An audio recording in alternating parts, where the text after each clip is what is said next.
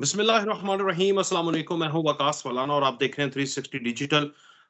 नाजरीन, आपको पता है कि हमने बहुत सारे ऐसे लोगों को इनवाइट किया जो तहरीक इंसाफ के साबिक रहनुमा थे और उनसे पूछा कि रीजंस क्या है। इससे पहले लाहौर के अंदर भी एक साबिक ओहदेदार को हमने इनवाइट किया था, उनसे पूछा था तो उन्होंने अपनी वजूहात बताई और उसके बाद वो चाहते हैं कि पार्टी के साथ आज भी रहें, मगर अगर पार्टी राह रास्त पर और सही जो कि जमहूरी इक़्तिदार वैल्यूज़ हैं, उसके मुताबिक अगर वो चलती है। अगर ऐसा नहीं होगा, तो फिर हम पार्टी के साथ नहीं होंगे। आज भी हमने एक ऐसे ही गेस्ट को इनवाइट किया है, क्योंकि पहले पंजाब से, लेकिन आज मैंने सोचा कि सिंध, क्योंकि तहरीक-ए-इंसाफ कह रही है कि हम 25 करोड़ अवाम की तर्जुमानी करते हैं। अब जो 25 करोड़ अवाम की ये तर्जुमानी करते हैं, तो कल एक इलेक्शन हुआ है उमरकोट के अंदर। उस इलेक्शन ज़िमनी इंतखाब के अंदर यूसुफ तालपुर की जगह पर, वहाँ पर पाकिस्तान तहरीक इंसाफ के जो उम्मीदवार थे, वो मेरे बड़े अच्छे दोस्त भी हैं, मेरे शोज़ में भी आया करते थे, मली साहब। वो तकरीबन 82-83 हज़ार के फ़र्क से हारे हैं।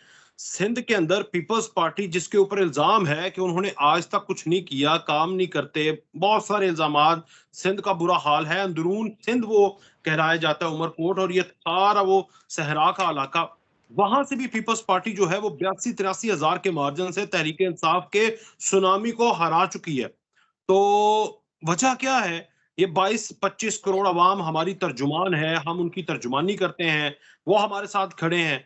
इसकी हवा जो है, वो कैसे निकल रही है? पूरे सिंध में तो तहरीक-ए-इंसाफ का नाम नहीं है। कराची के अंदर लोग थे इनके साथ, वो भी इनसे कुछ मुफाद परस्त और कुछ इन्हें छोड़कर चले गए। हमारे साथ यूसुफ दालिया मौजूद हैं, ये साबिक ओहदेदार हैं तहरीक-ए-इंसाफ के, और सिंध की तहरीक-ए-इंसाफ की सियासत में बहुत ज़्यादा ये थे। उस तरह से शायद हाइलाइट नहीं हो पाए, क्योंकि वहां पर 3-4 लोग थे, जिसमें एक सदर था, एक वजीर खजाना था, एक गवर्नर था, एक वहां पर मिनिस्टर था। वो सारे के सारे जो हैं, उन सब के बारे में भी बात करेंगे, और तहरीक इंसाफ का ओवरऑल जो मंजन बेचते हैं, हम 25 करोड़ अवाम की तर्जुमानी करते हैं, उसके बारे में बात करते हैं। यूसुफ साहब, क्या हाल है आपका? ठीक है, खैरियत से? जी, बहुत-बहुत शुक्रिया वकास भाई, अल्लाह का शुक्र। अच्छा, मुझे ये बताएं, क्या चल रहा है अब? वो मैं लास्ट टाइम, मुझे याद है लास्ट ईयर, ये मिड ऑफ लास्ट ईयर मैं गया कराची में, तो वहां पर तहरीक इंसाफ के झंडे अभी भी लगे हुए थे। तो मुझे तो ऐसा फील हुआ कि बहुत ज्यादा यार, बड़ा वावेला है तहरीक इंसाफ की। बड़ी बात है यार, ये सारे के सारे लोग जो हैं, जो कराची के पढ़े लिखे लोग हैं, वो सारे तहरीक इंसाफ के साथ हैं। जी, बिस्मिल्लाहिर्रहमानिर्रहीम। बहुत-बहुत शुक्रिया वकास भाई आपका और 360 डिजिटल मीडिया का। ऐसा है कि सर मैंने 97 में ज्वाइन की थी पीटीआई, आरिफ अलवी साहब के घर पे ही ज्वाइन किया था, उन्होंने इंडक्ट किया था मुझे। तो वो एक बार लंबा स्पैम ऑफ टाइम था मेरा उनके साथ। मैं शॉर्ट आपको ये बता दूं कि पाकिस्तान तहरीक इंसाफ जहां पूरे मुल्क के अंदर हर जगह से लोगों को मायूस करते हुए वो कराची में जब आए, तो कराची में लोगों के जो है उनके पास दो मुख्तलिफ जो है वो टारगेट्स है, क्योंकि कराची जो है वो मिनी पाकिस्तान है, बिजनेस हब है। तो इनके दो टारगेट्स है, एक पार्टी फंडिंग और दूसरा जो है वो इनका शौकत खानम जो हॉस्पिटल है उसकी फंडिंग भी वो यहाँ से ले रहे थे, और मेजॉरिटी जो फंडिंग्स की है वो यहाँ से ये कलेक्ट हो रही थी। तो बहरहाल इन्होंने यहाँ एक नारा लगाया कि जी सिंध के अंदर जो है वो पीटीआई सिंध के हवाले, सिंध के लोगों के हवाले की जाएगी। और स्पेशली जब कराची की हम बात कर रहे हैं, तो कराची में हमने, कराची हाइट्स ने जो है वो एक बड़ा अरसा जो है वो ब्लड शेड देखा है, जिसकी पाकिस्तान की तमाम आवाम जो है उसको बखूबी जानती है। तो हमारे पास उस वक्त ऑप्शन कोई नहीं था सिवाय इसके कि या तो हम पीपल्स पार्टी को लेते हैंड पे, या फिर हम जो है वो ये नई उभरने वाली पाकिस्तान तहरीक इंसाफ को।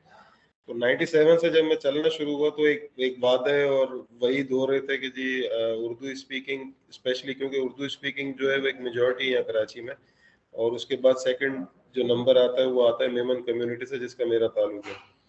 तो बहरहाल वो वादे वही ही रहे जिस तरह बाकी वो 50 लाख घर और 1 करोड़ नौकरियों की तरह, वो सारे के सारे जो एक्टिविटीज होती हैं जिसमें एक लोकल लीडर जो होता है डोमेस्टिकली, जो अपने एरिया को जो है वो रिप्रेजेंट कर रहा होता है या अपने एरिया के जो इश्यूज होते हैं उनको हाईलाइट करता है, तो इन्होंने वो मौका ही नहीं दिया किसी को। तो काफी लोग जो है वो एक उम्मीद और होप के साए में जो है वो इनके पास आए। इमरान खान साहब को शायद कराची से फर्स्ट टाइम इतनी बड़ी जो है वो मेजोरिटी के अंदर इनको अब तो मैं ये कहूंगा कि आरटीएस बिठा के इनको लाया गया, मगर जो भी था, अगर वो शॉर्टकट भी था या फॉर द टाइम बिंग अगर उनको लगा कि ये बेहतर है, उनको जब आए वो एक अच्छा उनको टाइम मिला था। कराची के अंदर इतना बड़ा स्पेस लेना जो है वो किसी के लिए बहुत आसान नहीं था, और यहाँ पर किसी और पार्टी की सियासत करना इतना मुश्किल था, तो इतना बड़ा स्पेस मिल जाना ये एक बड़ा इनके लिए जो है वो अच्छी और अच्छी अपॉर्चुनिटी थी। मगर यहाँ पर अगर हमारा मिनिस्टर ले लें अली जैदी, तो टिकटें जो है वो मनपसंद लोगों को गई, जिस तरह पोजीशंस मनपसंद लोगों को गई, इसी तरह जो है वो आरिफ अलवी साहब थे, ये वही आरिफ अलवी साहब हैं जो पीटीवी पे हमलावर हुए थे इस्लामाबाद के अंदर, और कराची के शारा फैसल पे ये धमकियां दे रहे थे कि मैं कोई गाड़ी नहीं चलने दूंगा, अगर चली तो देखे मैं क्या करता हूँ। तो इनको प्रेसिडेंट बना दिया जाता है। एक हमारे जो और फनकार थे, मेरा ख्याल है कि उनको किसी फिल्मों में या एड्स वगैरह में काम करना चाहिए, इमरान इस्माइल, उनको गवर्नर सिंध के ओहदे पे बिठा दिया जाता है। और उस गवर्नर हाउस के अंदर जहाँ पर कायद आज़म मोहम्मद अली जिन्ना फर्स्ट टाइम जब गवर्नर जनरल ऑफ पाकिस्तान बने थे, तो ये उसी गवर्नर हाउस के अंदर, सिंध गवर्नर हाउस में उनका कयाम था। तो हमारे लिए, मेरे लिए बड़ा मतलब एक आप समझे कि मैं मेरी मतलब मुझे बड़ी शर्म आती थी उन दिनों में जब ये गवर्नर हाउस में होते थे इमरान इस्माइल साहब, और मैं ये फील करता था कि हम उस कायद के साथ जो है वो क्या कर रहे हैं, कि हम उस चीज को, यानी कि उसकी जो एक वैल्यू थी, उस वैल्यू को हम कहाँ लेके आ गए कि अब वहाँ नाचना नचाना, मोटरसाइकिल के शोज और पता नहीं क्या क्या वहाँ होता रहा। तो कहने का मकसद ये कि इन्होंने जो है वो बंदरबाट एक की, और फ्रेंड सर्कल जो होता है ना एक तरह से, कि जैसे मतलब अगर मेरे हाथ में कुछ आ गया तो मैं अपने 3-4 फ्रेंड को विदाउट एनी मेरिट और without any consideration of purpose जो है उनको ला के इन्होंने बैठा दिया। और अनफॉर्चुनेट आप देखें, मैं आपको बताऊं, 9 अप्रैल 2022 को जब खान साहब को किक आउट किया गया, मेरी नजर में जिस तरह ला के इनको बिठाया गया था इसी तरह उनको निकाला भी गया। तो ये जो आरिफ अलवी साहब हैं, उसके बाद भी इन्होंने 3 साल, 2 साल, 2.5 साल जो अरसा निकाला प्रेसिडेंट हाउस के अंदर, being supreme commander of Pakistan forces जो होता है, तो इन्होंने जब वहाँ इतना टाइम निकाला, इन्होंने सिर्फ और सिर्फ इसलिए वो टाइम निकाला कि इनको ये खुद भी पता था कि जिंदगी में कभी वो जो काउंसलर नहीं बन सकते थे, वो प्रेसिडेंट ऑफ पाकिस्तान बने तो फिर दोबारा ये मौका कब मिलेगा। ना इन्होंने जगह छोड़ी, और आपको शायद इसका इल्म हो कि गवर्नर सिंध भी जो है वो 9 अप्रैल के बाद, यानी कि इमरान खान को जब निकाला गया तो उसके 9 अप्रैल के बाद एक हफ्ते तक वो भी गवर्नर हाउस में चिपके हुए थे सिंध में। तो कहने का मकसद ये है कि ये अपने मुफाद के लिए आए थे, और इन्होंने अपने बिजनेसेस जो है वो रन किए, अपने अपने जो है वो करप्शन के जो केसेस थे। आरिफ अलवी साहब जो है उनके ऊपर एक केस यहाँ सिंध हाई कोर्ट में भी चल रहा है, जो इन्होंने अपने भाई के बच्चों की जो है जायदादें उन पर हड़प की हुई है, और बहुत सारे और इशूज हैं। इसी तरह इमरान इस्माइल और अली जैदी की कहानी आपको पता है। अच्छा, ये सारी चीजें विटनेस जब कर गई, जब आपने देखा कि जैसे ही वो 9 मई वाला सिलसिला हुआ, 9 मई को जो उन्होंने मुल्क दुश्मनी दिखाई और बीएलए के तर्ज पे, और कराची में हमने ये पहले भी एक बार देखा था ये ड्रामा 12 मई 2007 को, जब एमकेएम ने सेम एग्जैक्टली यही काम किया था। तो 9 मई को जब ये खुल के सामने आ गए, तो ये मुफाद परस्त लोगों ने जो है वो 1 दिन या 2 दिन से ज्यादा अपने आप को कस्टडी के अंदर जो है वो नहीं बर्दाश्त कर सके, और इन्होंने इवन के पार्टी भी छोड़ दी, और दूसरी पार्टी में वहां चले गए जहां ये इनको ड्राई क्लीन नजर आया कि वहां जाके धुल जाएंगे और इनके केसेस माफ हो जाएंगे। तो बहरहाल वो एक अलग डिबेट है, मगर ये वो लोग थे जो अपॉर्चुनिस्ट थे, यानी कि मौका परस्त लोग थे। वो आए जिस तरीके से थे उसी तरह वो पार्टी छोड़ के भी चले गए। तो कराची के लोगों को, कराची हाइट्स को, ना पीटीआई के अंदर कोई मौका दिया गया, ना पीटीआई के होते हुए 3-3.5 साल के अंदर कराची के अंदर कोई मेजर चेंज आई as far as structure concern, as far as Karachi के जो हालात हैं। और कराची में पानी का भी आज मसला वहीं खड़ा हुआ है, रोड और स्ट्रक्चर जो है उसका मसला भी आज वहीं खड़ा हुआ है। कराची के हालात, अगर लॉ एंड ऑर्डर सिचुएशन अगर आप देखें तो वो भी वहीं अपनी जगह पर मौजूद है। इवन दो के ये उन्हीं वर्दी वालों को, जिन वर्दी वालों के खिलाफ ये बातें करते हैं, जिनके पल्ले ये बैठ के आए थे, उनको ये कहते हैं उन्हीं लोगों ने जो है वो यहाँ की सूरत हाल आज मेंटेन की हुई है। वरना इन्होंने तो वो हाल किया था कि इन्होंने कराची के लोकल्स को हटा के, और एक पख्तून है या केपीके की जो नुमाइंदगी ज्यादा है उनमें, उन लोगों को इन्होंने यहाँ टिकट्स दिए, और वही लोग जो है वो जब जैसे ही हुकूमत आई, पावर आया, तो उन्होंने इवन दो कि वो पावर में आने के बाद नजर नहीं आते थे, बल्कि उन्होंने अपने मोबाइल और सेल फोन जो है वो भी चेंज कर लिए ताकि एक आम वर्कर या एक लोकल रिप्रेजेंटेटिव जो है वो भी इनसे रब्ता ना कर सके। तो ये मुनाफकत और एक फरौनियत वाली तर्ज के ऊपर जो है इन्होंने हुकूमत की है, और अल्लाह ताला जो है उसका निज़ाम है, जैसा वो बंदा कर रहा होता है तो अल्लाह ताला उसको वो दिखाता भी है। आज मुझे मेरी नज़र में जो है इमरान खान बेसिकली जो है वो इबरत का निशान है, हमें उससे सबक लेना चाहिए। अच्छा, चलें ये तो आपने एक जुमला बोल दिया। मुझे ये बताएँ कि ये अभी भी क्योंकि वो कह रहे हैं एक दिन उसे छोड़ दो तो आपको वो मज़ा सिखा दे, एक चीज़। दूसरा वो कह रहे हैं कि जितना मर्ज़ी ज़ुल्म कर लो, इलेक्शन होंगे जब भी, तो बड़ा मुतालबा तो उनका ये था ना कि इलेक्शन करवाओ, तो फिर हम आपको दिखा देंगे अपनी स्ट्रीट पावर और अपने साथ जो अवाम खड़ी है। तो कल इलेक्शन हुआ, उस इलेक्शन के अंदर ये 22,000 से हार गए, तो पीपल्स पार्टी ने अपने इलाके के अंदर अपनी हुकूमत के मतहत इलेक्शन करवा के धांधली कर ली होगी, ऐसा ही है ना? तो इसलिए हम्म। हारे हैं ना, वरना तो 25 करोड़ अवाम साथ है उनके।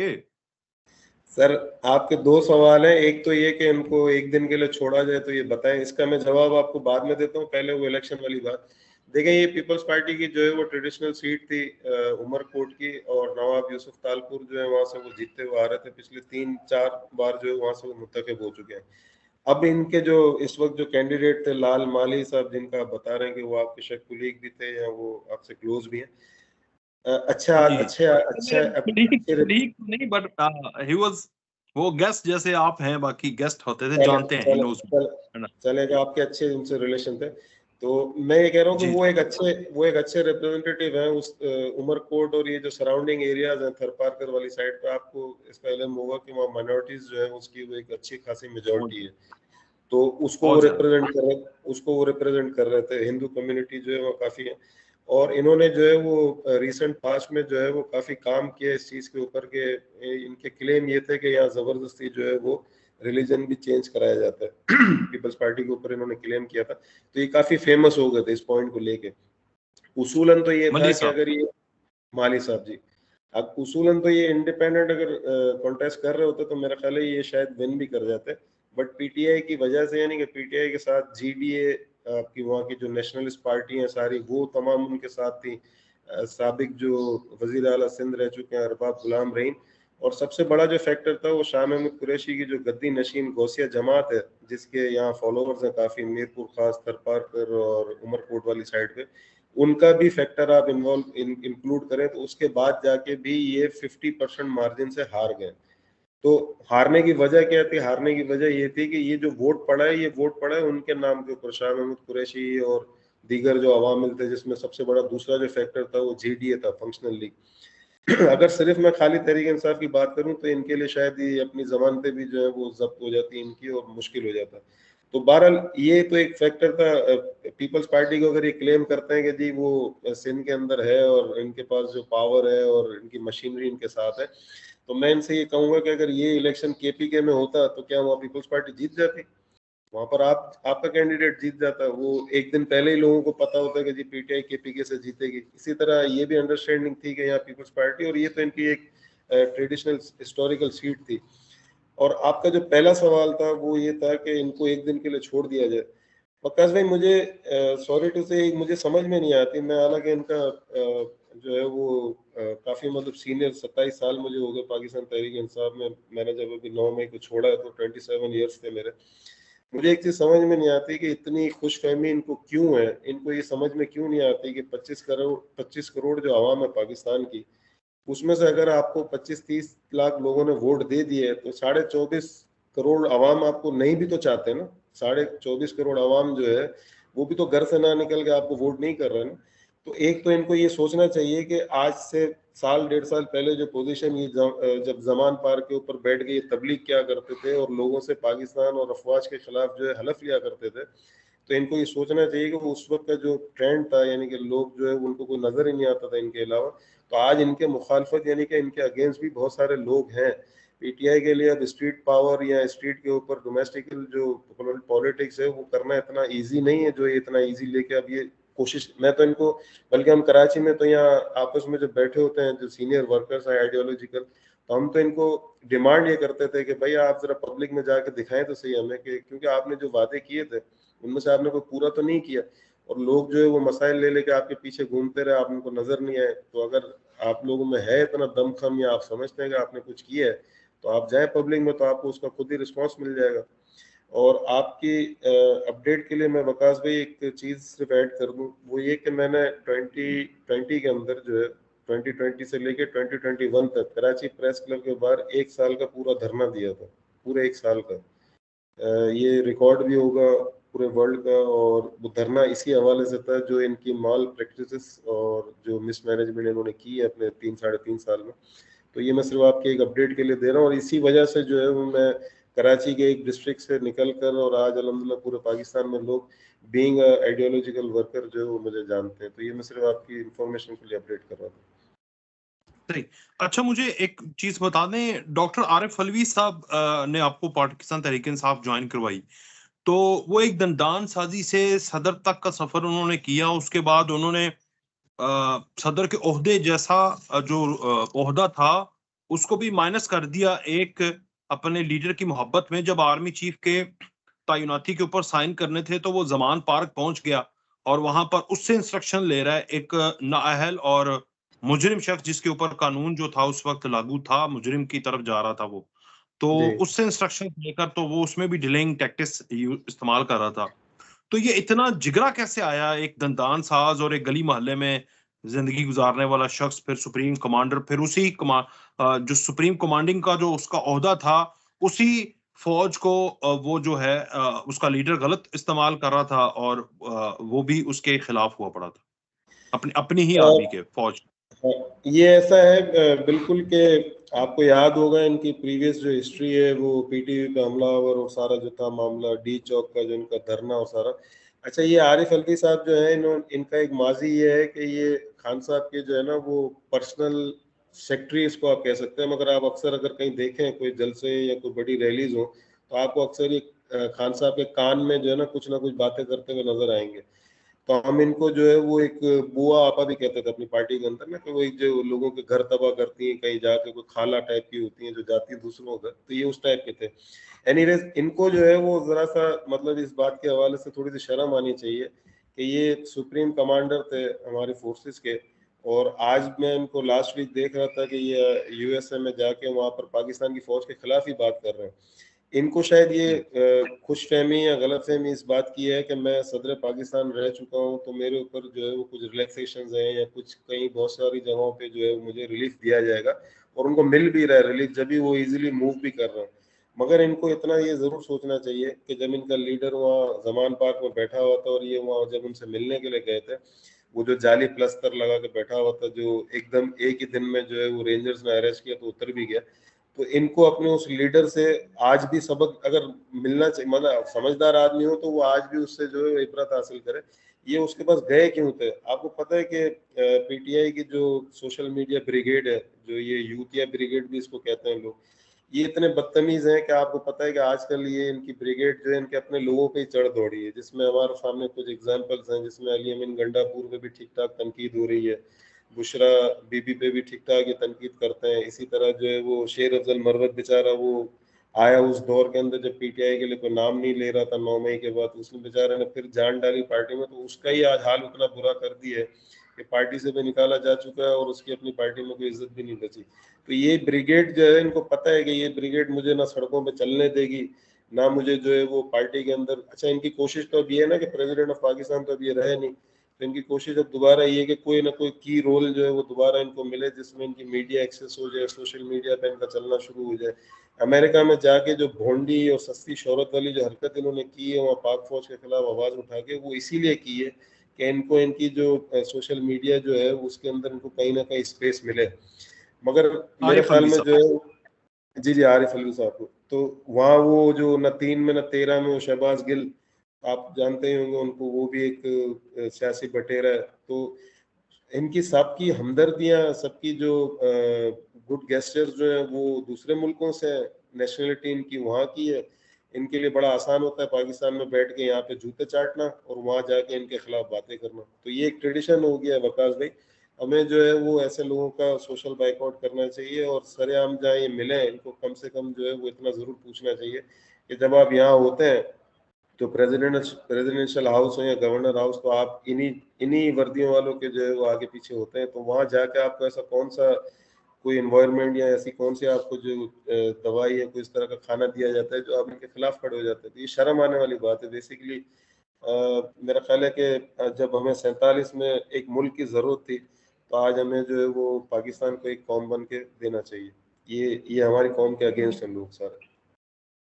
लास्ट क्वेश्चन मुझे ये बताएं कि ये जो अभी अलायंस है पीपल्स पार्टी एंड पीएमएलएन, जो कि नहर के ऊपर भी थोड़ा सा मसला मसाइल होना था, आज के दिन पर उन्होंने पीपल्स पार्टी वालों ने कहा था कि हम मुजाहरा करेंगे, मगर अभी तक की खबर के मुताबिक उन्होंने बातचीत के ऊपर इत्तेफाक कर लिया है और उन्होंने कहा कि हम बातचीत के जरिए नहरों के पानी का मसले का जो हल है उसका कुछ ना कुछ, विफाक और सिंध की बात कर रहा हूँ, peoples party and Noon league.